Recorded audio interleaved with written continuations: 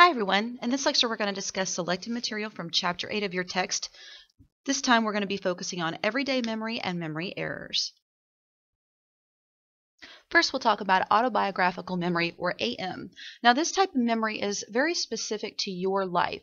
So it's looking at specific experiences that you've had throughout your life, and this can include both episodic and semantic components.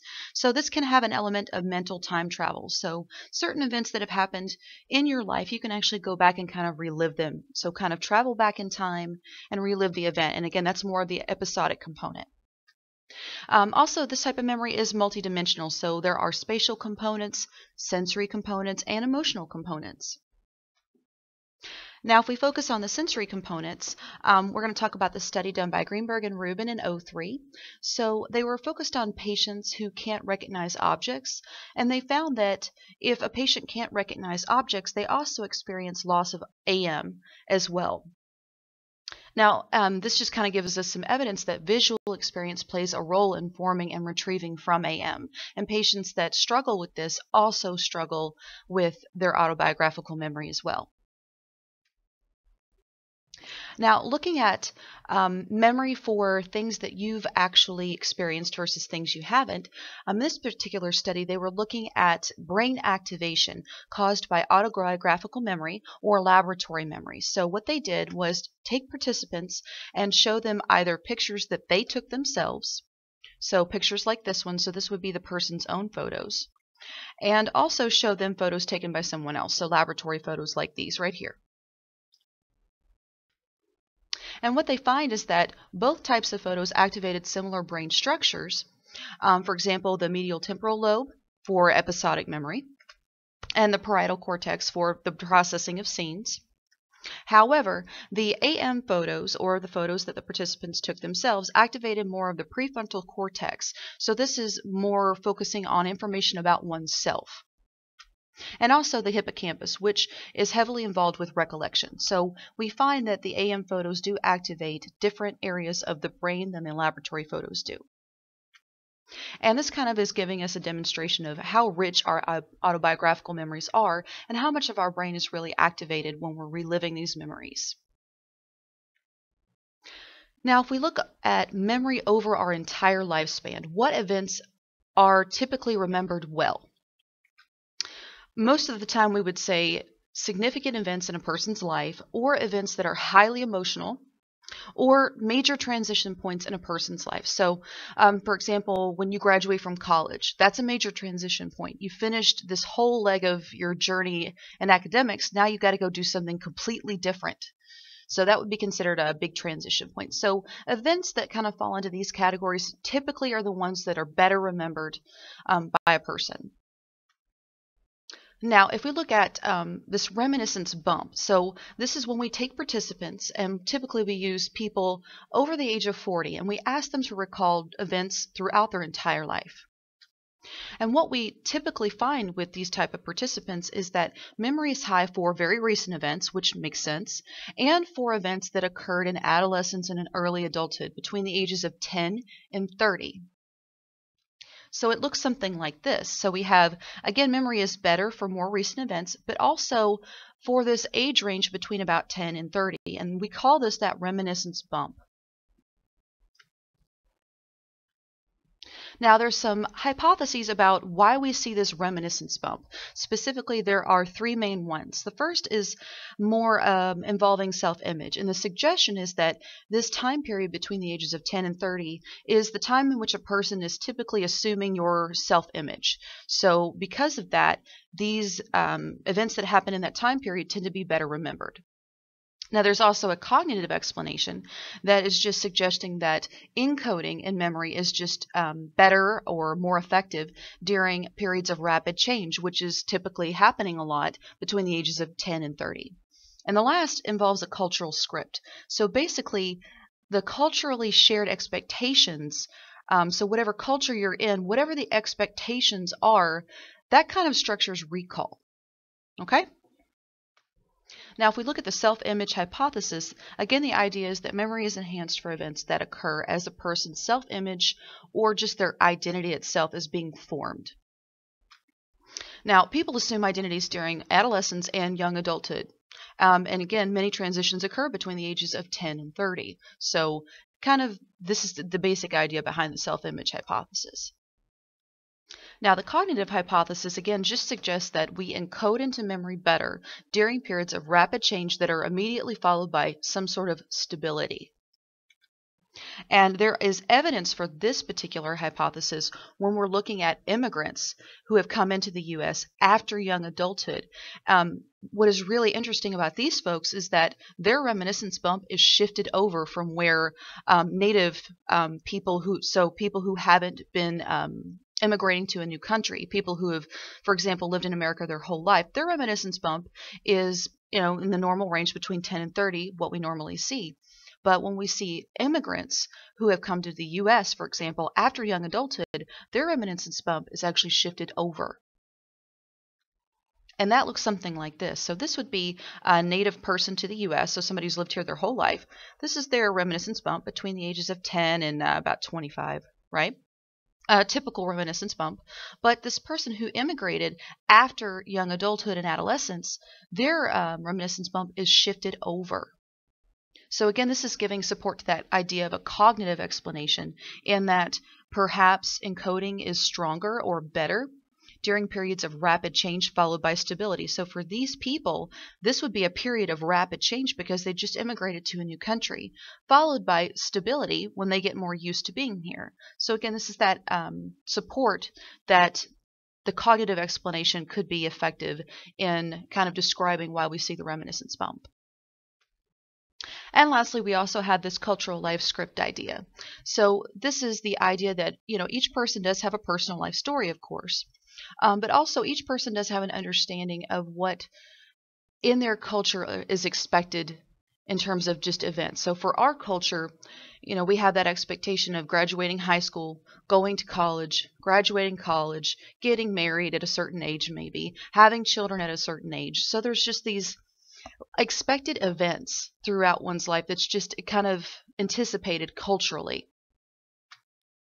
And the idea behind this is that because we all have this cultural understanding, personal events are easier to recall when they fit into the cultural life script.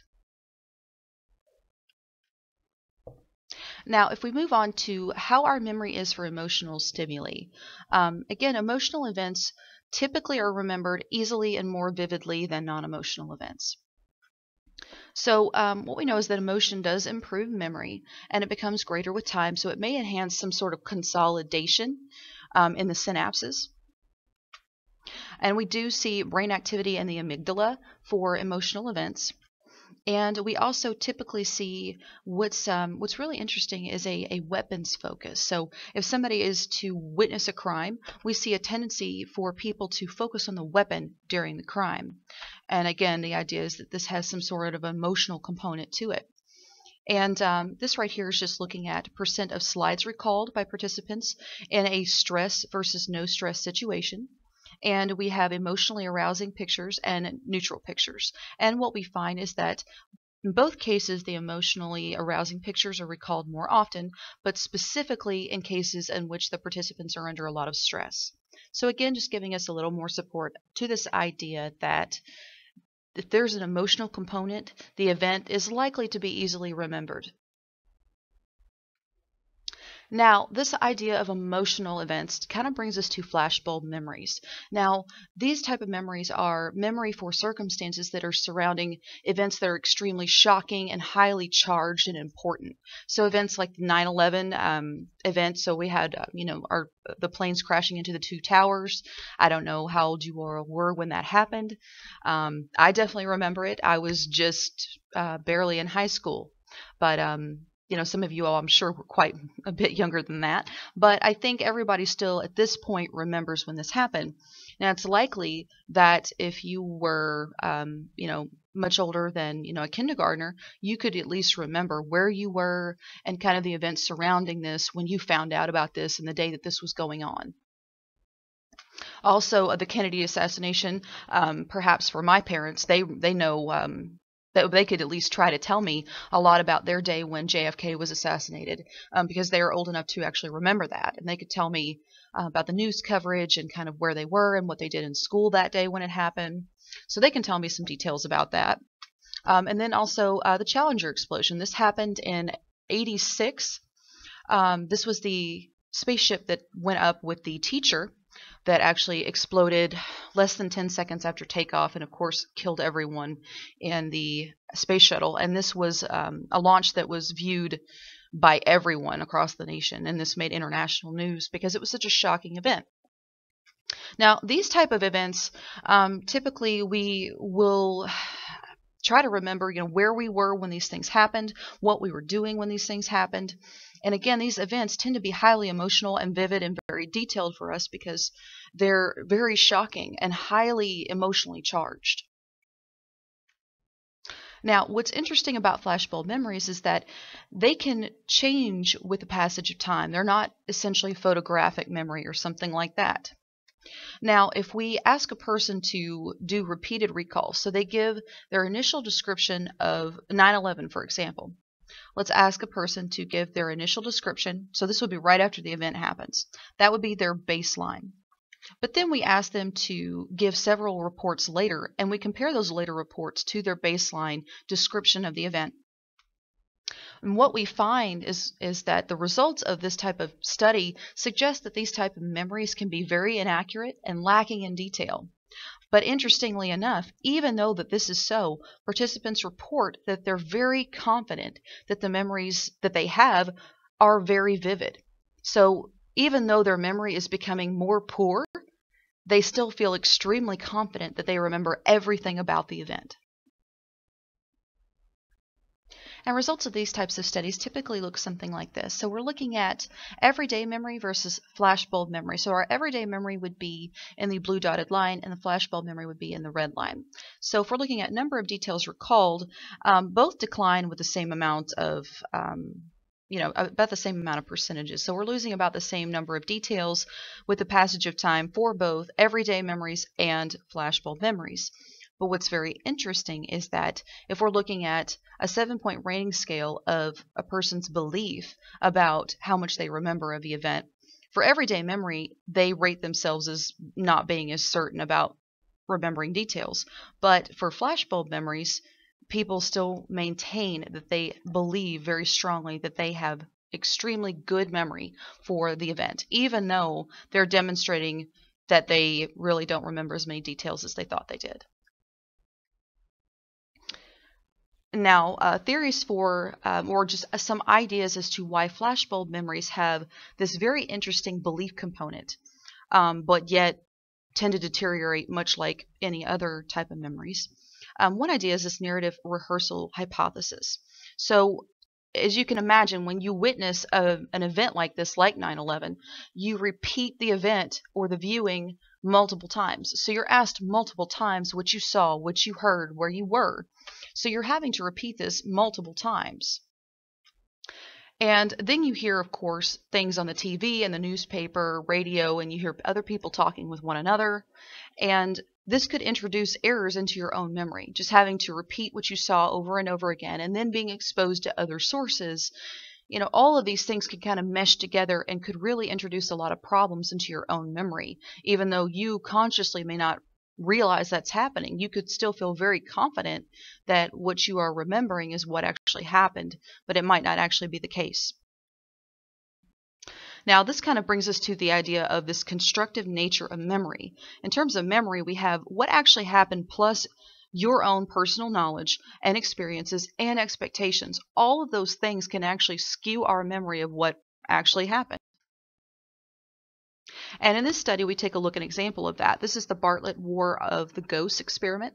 So in this particular experiment, they had participants attempt to remember a story from a different culture. And they had repeated reproduction of the story. So they had to repeat the story several times. And the results that they got were that over time, reproductions that the participants would be doing would become shorter. They would contain more omissions from the original story and have more inaccuracies.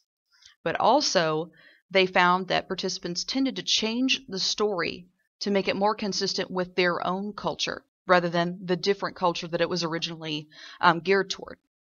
So what we find here is that there is definitely this constructive nature of memory, and that over time, of course, memory is deteriorating, but also a person is bringing their own expectations and their own experience into the memory component here. And that's why the story recall that they have is essentially changing over many reproductions. So something that can happen in our memory is kind of an error of recalling where the original source of a memory was. So our source memory is the process of actually determining the origins of our memory. And when we have a source monitoring error, we are actually misidentifying the source of the memory. This is also called source misattributions. And a separate type of this, some people think this exists, it's called cryptomnesia. And this is essentially unconscious plagiarism of another person's work due to a lack of recognition of its original source. So again, this is that idea of an error in source monitoring. Now, this is a study looking at errors in source monitoring, and what they did was they took participants and gave them a list of non-famous names and famous names, and then they asked them to look at names after a 24-hour period, and they named some of the non-famous names as being famous, even though they weren't. Now, the explanation for this was that some non-famous names were familiar to the participants, and the participants misattributed the source of the familiarity. So they thought that they were familiar because they were famous people, but really they were familiar because they saw them on the list the day before. Now, again, this is kind of giving support of source monitoring errors because participants failed to identify the original source as being the list that they had read the previous day, rather than just assuming that the familiarity was due to, the person being famous, which of course is incorrect. Now, something else we can do with memory, and a way in which memory can be influenced, is just by making inferences, and we do this all the time. Basically, we make inferences based off of our experience and our knowledge. Now, in terms of pragmatic inferences, these type of inferences are based off of knowledge gained through experience. So memory often includes information that's implied or is consistent with the to-be-remembered information that wasn't explicitly given to you or stated at the time. So this is kind of that idea of filling in the blanks. So you weren't exactly given explicit information, but you're assuming that based off of previous experience. Now, we do this a lot with certain events that happen regularly in our life. So this kind of involves schemas and scripts. So first, a schema is knowledge about some aspect of the environment. So going to a ball game or being in a classroom, a post office, something like that. Now, script is this concept of sequence of actions that usually occur during a particular experience. So if you're going to a restaurant, there is a sequence of things that you do when you're in a restaurant. So you walk up to the waitress stand or the hostess stand, you request, however many people are in your party, and they seat you and they take your drink order, they bring you menus. There's this whole sequence of events that happens when you go to a restaurant. So we usually have a script kind of for that kind of thing. Now, schemas and scripts, as you might imagine, can influence memory. Memory can include information, of course, because of schemas and scripts that's not actually experienced at that particular time, but we infer it because it's expected and consistent with a schema that we have. For example, they showed participants pictures of an office waiting room. Now, books were not present, but they were mentioned in a memory task by participants. Now, this kind of lends a little bit of evidence, again, to the constructive nature of memory and how it can be misleading or essentially imply false memories, because in this case, participants inferred there were books because there's typically books in an office waiting room. There wasn't in the office waiting room they saw, but they inferred that there were. Now, there's some advantages to this constructive nature of memory. First, it allows us to fill in the blanks, and sometimes that helps us out. And also, we know cognition is a creative event. So it helps us understand language and solve problems, make decisions. It's not stagnant, essentially. It is somewhat creative. But of course, there also are disadvantages to this constructive nature. Sometimes we're wrong. Sometimes we make errors. Sometimes we misattribute the source of information. Sometimes we think that we read something in an actual published study when really we read it in a tabloid. That can happen, and that can be a big error. And also, that kind of lends us to this question overall of, did we actually see something or experience something, or did we just infer it? And a lot of times we may not know the difference. Now, we move on to power of suggestion, kind of where we left off just in the last slide. This is the misinformation effect. So this is when we're given misleading information that's presented after we witness something or experience something, and it can really affect or change how we describe that event later on. So this misleading information given is called an MPI for short, or misleading post-event information. Now, a couple of studies done by Loftus and her colleagues was looking at this idea of MPIs. So they gave participants slides of a traffic accident with a stop sign in it. And they introduced this misleading post-event information, or MPI, which was a yield sign. So this is after the fact, after they saw the slides of the accident with a stop sign, she introduced this yield sign.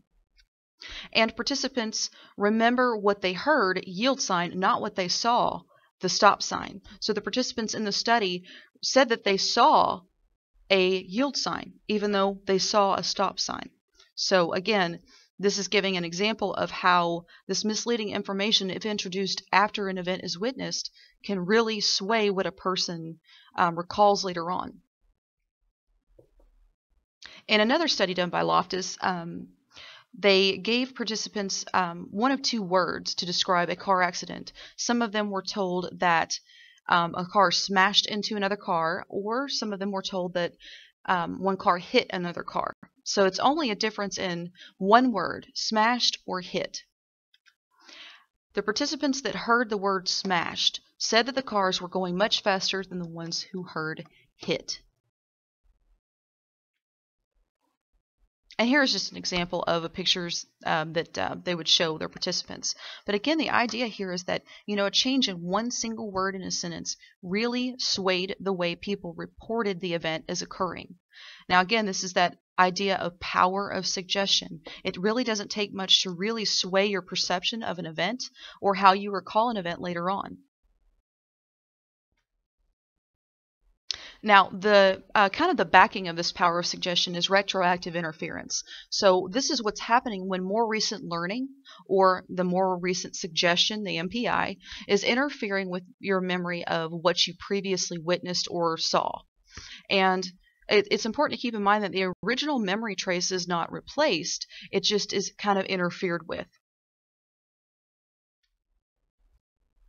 And again, this is, of course, a source monitoring error, and it's really a failure to distinguish the source of the information in this case.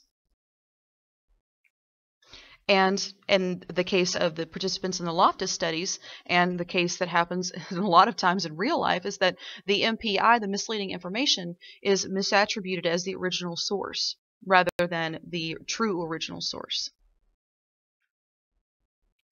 Now, this kind of brings up the idea of false memories. This was a study done in '95, and participants' parents, in this case, were given descriptions of childhood experiences.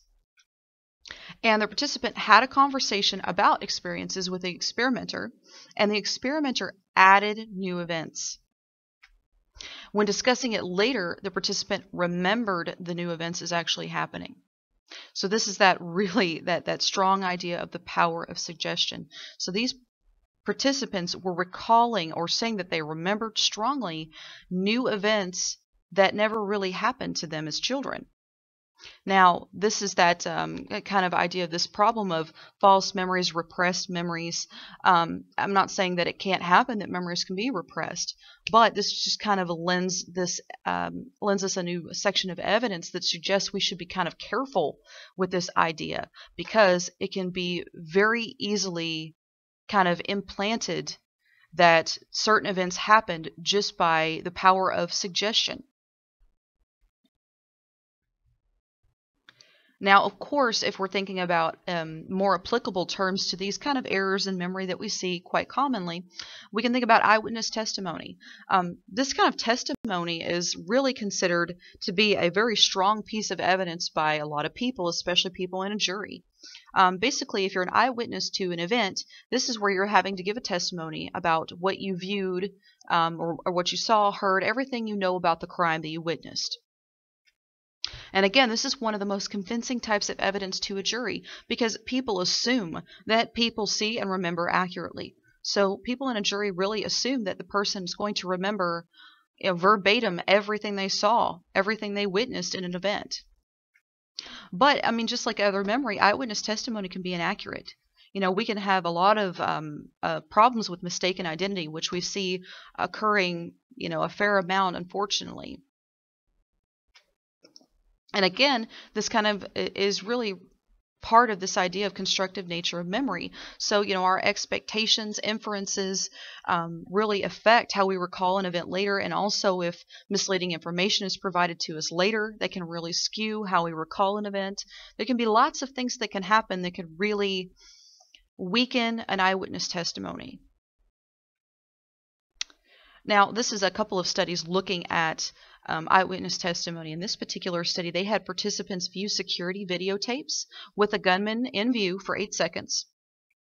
Now, everyone that saw the video identified someone as the gunman from photographs after they watched the video. But the actual gunman's picture wasn't even presented to them. But yet everyone identified somebody. Now, sometimes we see, occasionally, errors in identifying a suspect due to familiarity. This can be, again, a source monitoring error. So a person can be identified as being a perpetrator even though they weren't, because perhaps the person is familiar, or something about that person is familiar to the person that's doing the identification. Now, this is a study kind of demonstrating this. So they had students, or just participants in an experimental condition, viewing a film of a male teacher reading to students. And then they had a control group where they viewed a film of a female teacher reading to students. And then both groups viewed a film of a female teacher being robbed. And in the test condition, they had to pick a robber from a photo spread. And here are the results of this. So this is when the actual robber wasn't in the photo spread versus when the actual robber was in the photo spread. Now, there's not a huge difference between the experimental and control condition in this case. But when the actual robber was not in the photo spread, notice the huge difference here.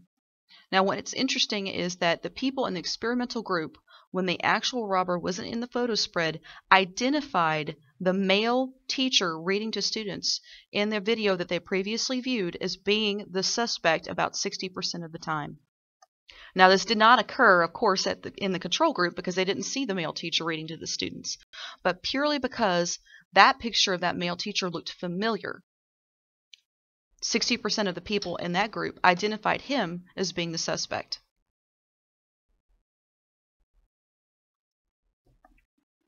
Now, there's also errors, of course, just due to the suggestion itself. So, for example, when somebody's being interviewed about what they saw, perhaps by the police or a private investigator, suggestive questioning can really sway the way a person recalls an event, and this can also kind of lend us to this misinformation effect. And also getting confirming feedback. So post-identification feedback. This can occur when someone makes an ID on a suspect and they get some sort of feedback from the person that is running the lineup, for example. So these things can all be suggestive to the person that is being interviewed. Now, if we look at kind of this effect of getting feedback following making an ID. So this is just a study done looking at ID effects. So a person views a video of a crime and then they pick a perpetrator from a photo spread. Now one of three things can happen. They either receive disconfirming feedback, basically telling them that they're wrong or something like that, receive no feedback, or receive confirming feedback. And then they look at confidence ratings, and of course this changes drastically depending on what kind of feedback they're given. So again, this kind of confirms that confirming feedback gives a result of the highest amount of confidence for the person making the ID. And again, this just gives us this, more solid evidence that having some sort of feedback does sway people's confidence overall about the ID that they make with the suspect, and can sway memory potentially, or influence memory potentially. Now, something else that can occur, and this happens probably more often than we'd like to think, the confidence in one's memories can be increased by post-event questioning. So if a person is continually praised for answering questions a certain way, then they might feel more and more confident that that's how the event occurred, even if it's not necessarily how it occurred. They're going to feel more confident that the way they're telling their story, or the way that they're just recalling the way that they witnessed an event, is correct. Now, this may make memories more easy to retrieve, but again, it's a question of whether or not these memories are accurate. Now, what is being done in terms of police work and things like this in the legal system? What's being done to kind of counteract these type of effects that could potentially lead to false convictions and things like that? Well, first, they're telling people, witnesses, that the perpetrator might not be in the lineup at all. They're letting them know that it's very possible that the perpetrator that they saw may not be in the lineup. And this is something that was not done before. And they also use fillers in a lineup that are very similar to the suspect. So they use fillers, or just people randomly off the streets or whatever, in lineups that look similar to the suspect, or perhaps stand similarly. Something is similar to the suspect with these people. So it's not that the suspect is completely different visually from the other suspects. And they've also started using a sequential presentation, not simultaneous. So the people are seeing pictures or suspects one at a time versus everyone standing in a line all at once. And they've also been trying to improve interviewing techniques. So when they're actually asking the witness to answer questions, they're trying to ask the questions in a way that isn't suggestive or misleading or encouraging. They're trying to overall just maintain a more neutral stance and ask questions in a non-suggestive way. So as always, make sure to look through this chapter very carefully, take a look at all of the studies, and make sure you understand all of these concepts. And I hope you enjoy this material, and I'll be back with you next week.